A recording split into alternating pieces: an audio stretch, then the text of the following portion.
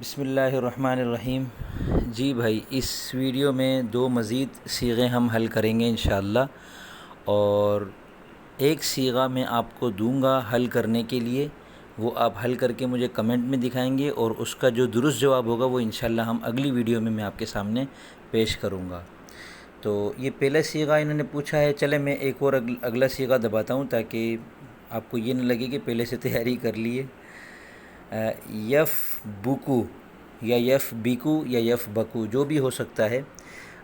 یہ فعل مضارع ہے، اور فبکا چونکہ حرف علت اس میں کوئی نہیں ہے تو یہ صحیح ہے، اور ثلاثی مجرد ہے، فعل ہے، ماضی نہیں ہے، مضارع ہے، مضارع مثبت معروف ہے، اور واحد مذکر غائب ہے۔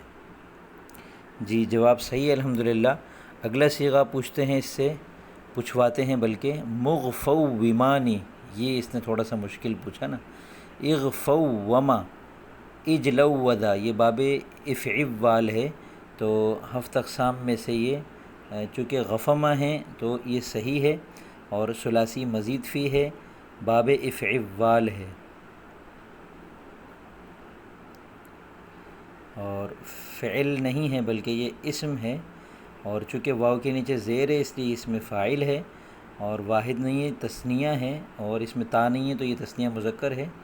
اور اب اس میں تصحیح کے بٹن پہ کلک کرتے ہیں، الحمدللہ یہ جواب بھی صحیح ہے۔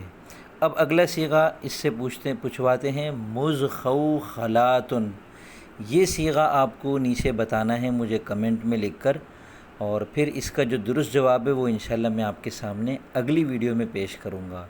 تو آپ کو یہ بتانا ہے کہ یہ اس ہفت اقسام میں سے کیا ہے، اور باب کون سا ہے، گردان کون سی ہے، صیغہ کون سا ہے، چار چیزیں بتانی ہیں، اور یہ چار چیزیں انشاءاللہ میں اس کی جو درست ہیں وہ اگلی ویڈیو میں بتاؤں گا آپ کو۔